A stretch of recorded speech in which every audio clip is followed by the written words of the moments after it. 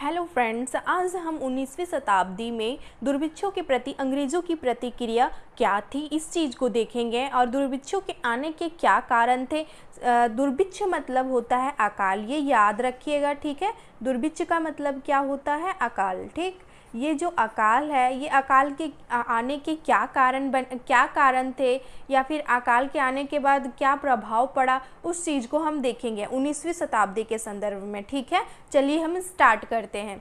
अकाल भोजन का एक व्यापक अभाव है। ये तो सही है कि जो अकाल है वो भोजन का एक व्यापक अभाव है। अगर भोजन का अभाव हो जाए तो अकाल उसे हम कह सकते हैं, ठीक है। फिर जो किसी भी पशु वर्गीय प्रजाति पर लागू हो सकता है, ये भी सही है। ये किसी भी पशु वर्गीय प्रजाति पर तो लागू हो ही सकता है। किसी भी पशु वर्गीय प्रजाति पे, कोई भी पशु वर्गीय प्रजाति पे अगर भोजन की कमी हो जा रही है तो वो अकाल से ग्रसित है, ठीक है। इस घटना के साथ या इसके बाद आमतौर पर क्षेत्रीय कुपोषण, भूखमरी, महामारी और मृत्यु के दर में वृद्धि हो जाती है। मतलब क्या है कि अगर कोई भी क्षेत्र है वो वहाँ पे भोजन का अभाव हो जाए और भोजन का अभाव हो जाए तो वो क्षेत्र जो रहता है ना, वो क्षेत्र ही लिखें, यहाँ क्षेत्र होगा, ठीक है। वो जो क्षेत्र होता है वो कुपोषण, भूखमरी, महामारी और मृत्यु दर में वहाँ पे वृद्धि हो जाती है। ये तो ठीक है। अगर कहीं भी भोजन का अभाव हो रहा है तो वो कुपोषित, वहाँ के लोग तो कुपोषित होंगे ही होंगे, भूखमरी भी वहाँ रहेगी, महामारियाँ भी वहाँ आ जाएगी, कई तरह की बीमारियाँ आ जाएगी, जिससे वहाँ का मृत्यु दर जो है वो बहुत ज़्यादा वृद्धि हो जाएगा, ठीक है। इसके बाद क्या है कि इसे सूखा या अकाल कहा जाता है, ठीक है। अगर उस क्षेत्र में सूखा पड़ जाए तो भी अकाल आ जाएगा और इसी को सूखा या अकाल कहा जाता है, ठीक। सूखे या अकाल के कारण प्रभावित क्षेत्र की कृषि एवं वहाँ के पर्यावरण पर अत्यंत प्रतिकूल प्रभाव पड़ता है, ठीक है। मतलब अगर वो क्षेत्र सूखा हो तो उसके कारण वहाँ पे बहुत ही ज़्यादा बुरा प्रभाव पड़ता है और सबसे ज़्यादा कृषि या वहाँ के पर्यावरण पर पड़ता है, जिसके कारण वहाँ के लोग मतलब उससे ग्रसित हो जाते हैं, ठीक। इतिहास में कुछ अकाल बहुत ही कुख्यात रहे हैं, ठीक। इतिहास में जो कुछ अकाल हैं वो बहुत ही ज़्यादा कुख्यात रहे हैं, जिसमें करोड़ों लोगों की जाने गई है। ये तो सच्चाई है कि करोड़ों लोगों की जाने गई है। कितने सारे अकाल थे जिनमें करोड़ों लोगों की जाने जा चुकी है, ठीक। अकाल राहत आपातकालीन उपायों में मुख्य रूप से, मतलब अकाल राहत आपातकालीन उपायों में मुख्य रूप से खनिज पदार्थ देना पड़ता है, ठीक। मतलब अगर कोई भी क्षेत्र को आप अकाल राहत पहुंचाना चाहते हैं तो उसके लिए आपको वहाँ पे खनिज पदार्थ देना पड़ेगा, ठीक। 17वीं और 18वीं शताब्दी तक जितने भी अकाल पड़ते थे वे उसी क्षेत्र को प्रभावित करते थे, लेकिन यातायात के साधनों के विकास होने के साथ साथ धीरे धीरे अकाल एक प्राकृतिक प्रकोप के रूप में सामाजिक समस्या बन गई। मतलब क्या है कि पहले 17वीं 18वीं शताब्दी में क्या थी कि यातायात के साधनों का विकास नहीं था, रेल का विकास नहीं था, ठीक। सड़कों का निर्माण नहीं था, गाड़ियां नहीं चलती थी उतनी। तो क्या था कि अगर कोई भी क्षेत्र अकाल ग्रसित हो रहा है तो उसी क्षेत्र में वो सीमित रह जाता था। लेकिन उसके बाद क्या हुआ कि जब यातायात आ गई तो ये जो अकाल ग्रसित चीज़ें थी ये एक जगह से दूसरी जगह तुरंत पहुंचने लगी। मतलब सबसे ज़्यादा क्या हुआ कि महामारियां एक जगह से दूसरी जगह, कोई भी बीमारियां हो तो एक जगह से दूसरी जगह तुरंत जाने लगी, ठीक है। अब हम देखते हैं अकाल का स्वरूप क्या है, प्रवृत्ति क्या है, ठीक है। चलिए हम स्टार्ट करते हैं।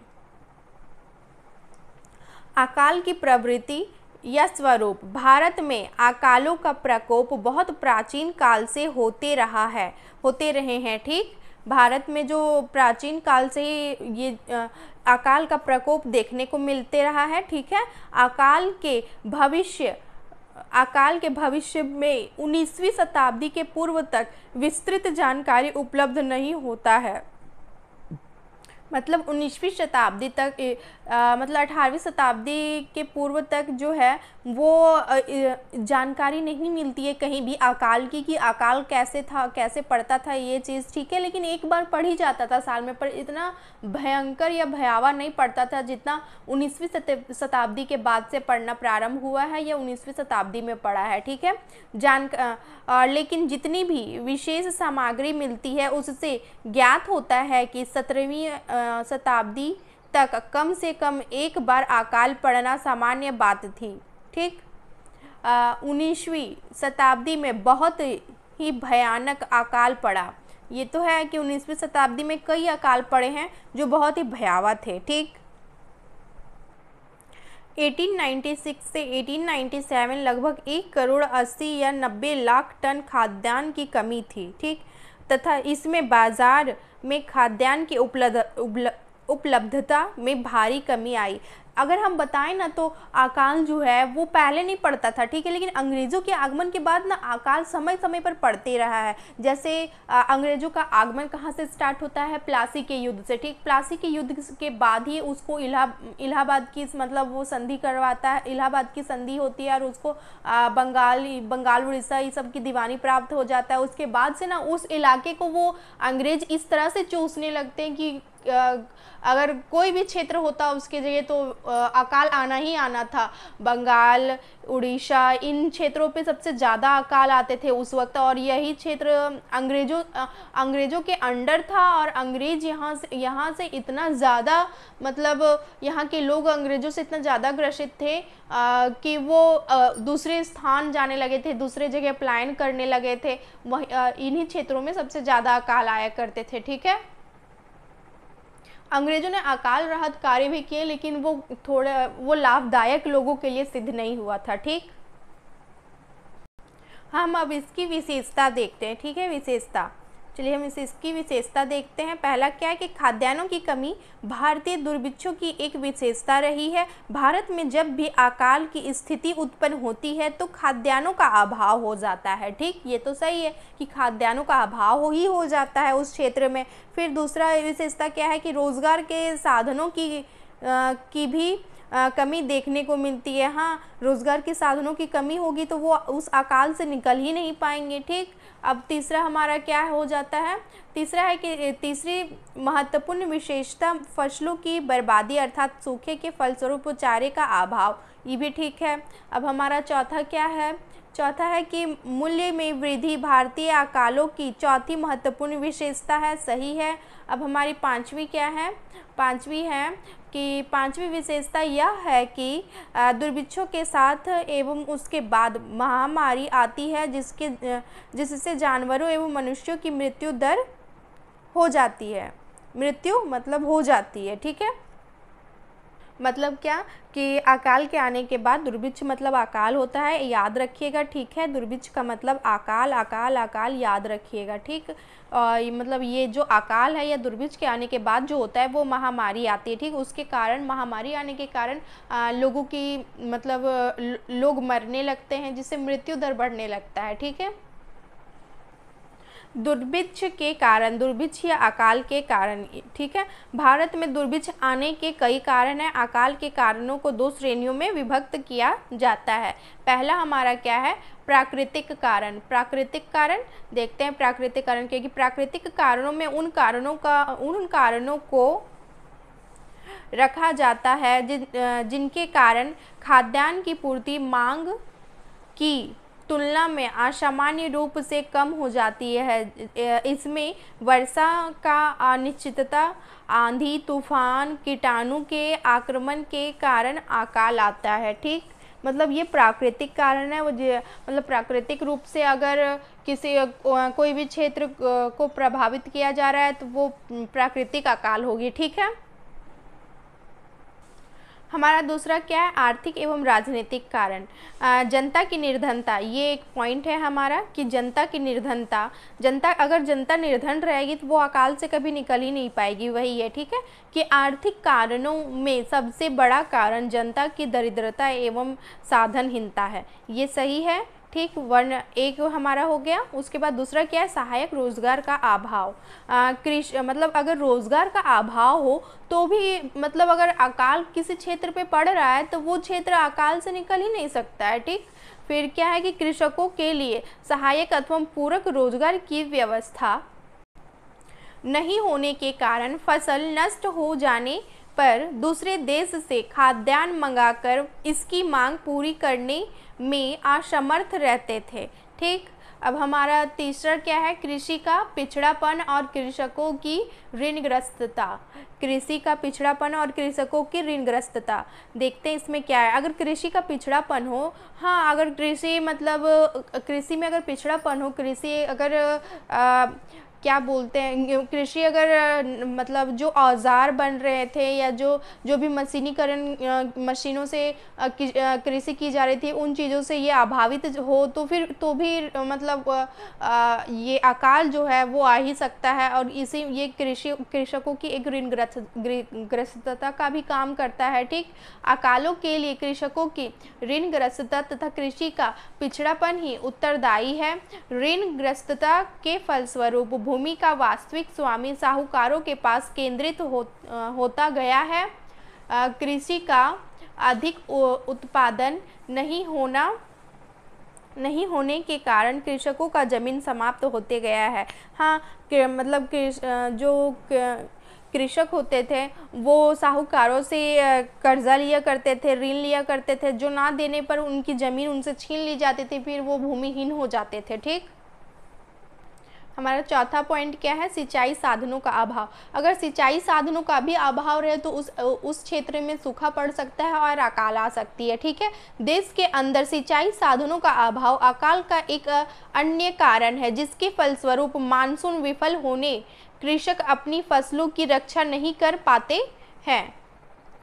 यदि मानसून विफल हो जाए तो भारतीय कृषि पर तालाबंदी हो सकती है। हाँ, अगर मानसून विफल हो जाए तो भारतीय कृषि बंद ही हो सकता है।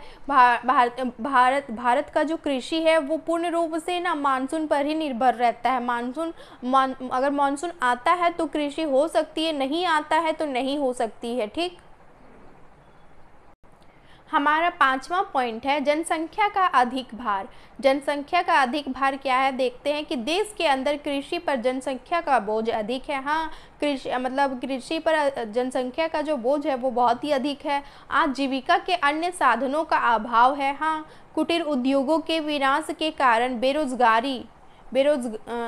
बेरोजगारी की समस्या में वृद्धि हुई और खाद्यान्नों की समस्या उत्पन्न होती है। ठीक है, जान माल की सुरक्षा का अभाव। ब्रिटिश शासन के पूर्व भारत के विभिन्न भागों में युद्ध अथवा संघर्ष होते रहे हैं। फलस्वरूप शत्रु की सेनाएं खड़ी फसलों को नष्ट कर देती थी। ठीक, मतलब क्या है कि ब्रिटिश शासन के पूर्व मतलब ब्रिटिश शासन स्थापित होने से पहले, भारत में ब्रिटिश शासन के आने से पहले क्या था कि विभिन्न भागों पर ना युद्ध अथवा संघर्ष होते रहते थे। हाँ, होता ही रहता था पहले युद्ध, और फिर इसके फलस्वरूप क्या था कि मतलब ब्रिटिश आने के पूर्व क्या भारत में कौन शासन कर रहा था, मुगल शासक कर रहे थे। तो मुगल जो थे वो तो एक क्षेत्र से मतलब दूसरे क्षेत्र पर विजय प्राप्त करने के लिए तो युद्ध करते ही रहते थे। तो उस समय क्या होता था कि फलस्वरूप ये शत्रु की सेनाएं जो रहती थी वो खड़ी फसलों को नष्ट कर देती थी। ठीक है, कभी कभी इन शत्रुओं के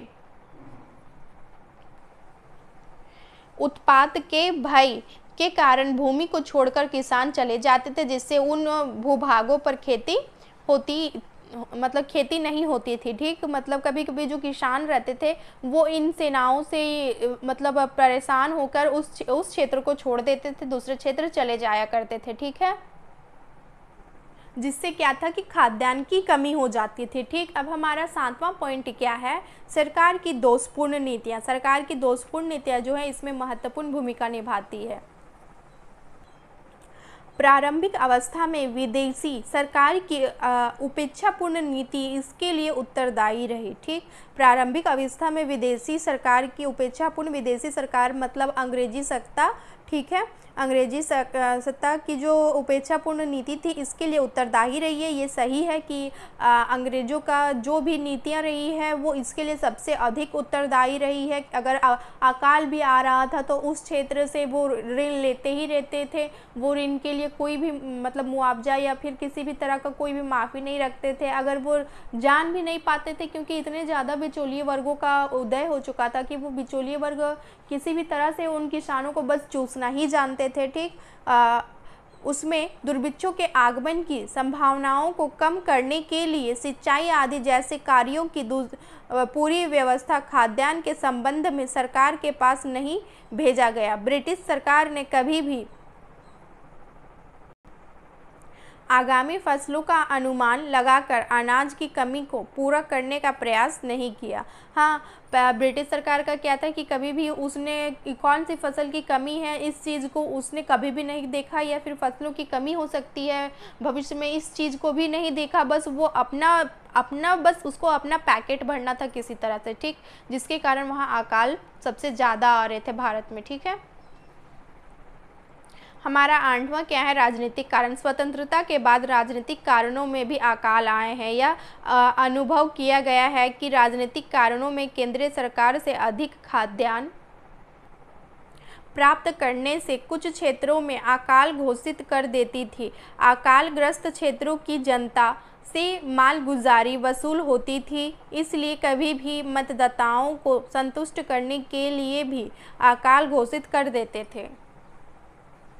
दुर्भिक्षों का प्रभाव। अकाल का देश के आर्थिक, सामाजिक, राजनीतिक स्थिति पर बहुत व्यापक प्रभाव पड़ता है। इसके परिणाम न केवल देश की तात्कालीन अर्थव्यवस्था के लिए भयंकर होते थे, वरन इससे भविष्य में भी अनिश्चितता तथा भयंकरता आती है।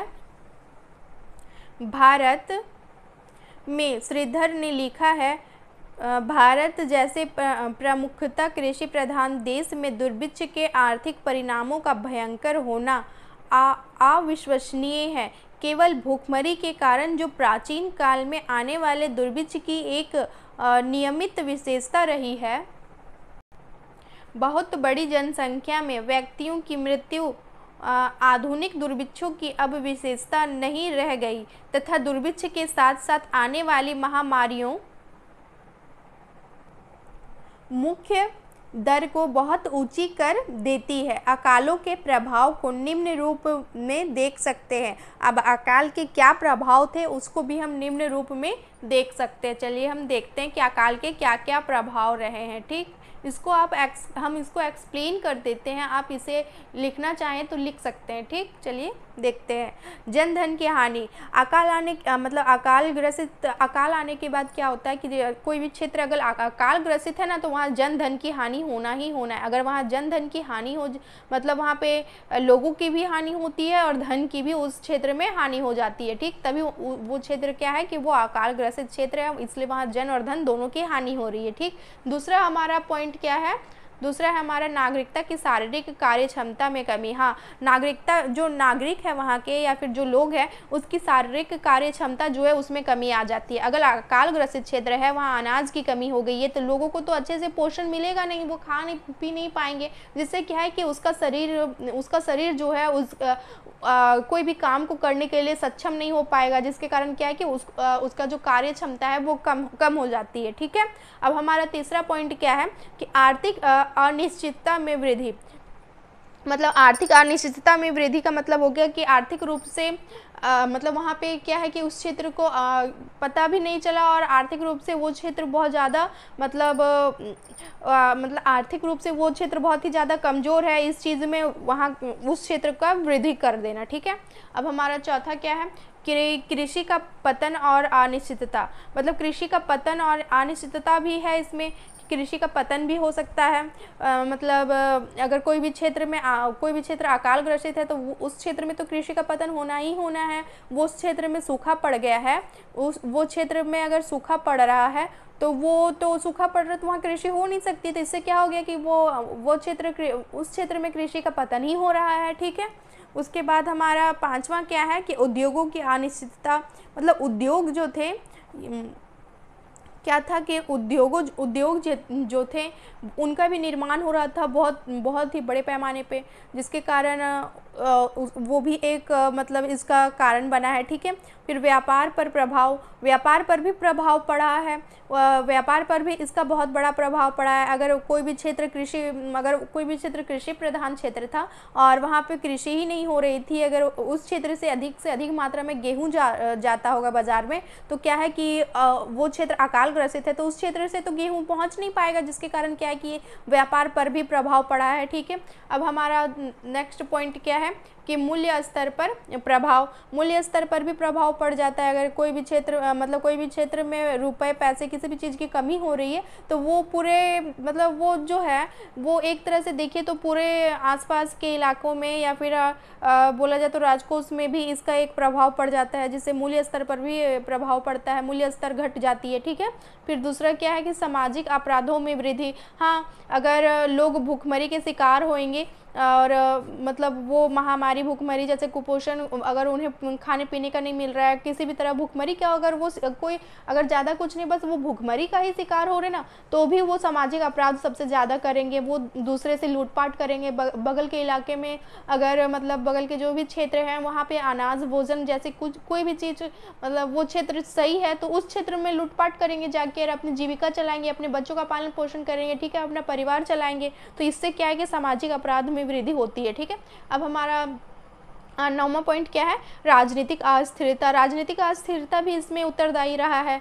फिर हमारा 10वां क्या है, अकाल संबंधी नीतियाँ। इसके लिए क्या है कि इसका प्रभाव जो था वो सबसे ज़्यादा क्या हुआ कि जब बहुत बार बार अकाल पड़ने लगे ना, जब अंग्रेज़ों का मतलब आगमन हो गया था, बक्सर के युद्ध के बाद इलाहाबाद की संधि होती है, उसके बाद क्या है, इलाहाबाद की संधि के बाद जब अंग्रेज़ पूर्ण रूप से भारत पर अपना शासन करने लगे थे, तो क्या किए अंग्रेज़ों ने क्या किया कि मतलब समय समय पर जब पड़ रहा था ना अकाल, तो वो अंग्रेज़ों को जब पता चलने लगा, जब अकाल बहुत बड़ी मतलब बहुत बड़ी जनसंख्या को मार रहा था, तब अंग्रेज़ों को इस चीज़ का पता चला, तो अंग्रेज़ जो है वो समय समय पर ना अकाल संबंधित नीतियाँ भी लाया है, वुड स्पेच की नीति, ये सारी नीतियाँ वो लाते रहा है, ठीक। लेकिन क्या है कि ये जो नीतियाँ थी ये बस मतलब नीतियाँ ही बन के रह गई, इसका कोई भी कार्य नहीं था, जो ऐसा कार्य नहीं था जो मतलब लोगों को मतलब आरामदायक रहे, लोगों के लिए अच्छा रहे, ऐसा कोई भी नहीं है। मतलब अकाल संबंधित कई नीतियाँ अंग्रेज़ों ने लाई है, लेकिन लोगों के लिए लाभदायक सिद्ध नहीं हुआ है, ठीक है। Thank you. अगर आपको और टॉपिक चाहिए तो आप मैसेज कीजिए, मैं सारे टॉपिक्स पे वीडियो बनाने का पूरा से पूरा प्रयास करूँगी, और मेरे चैनल्स को सब्सक्राइब भी कर दीजिए। Thank you.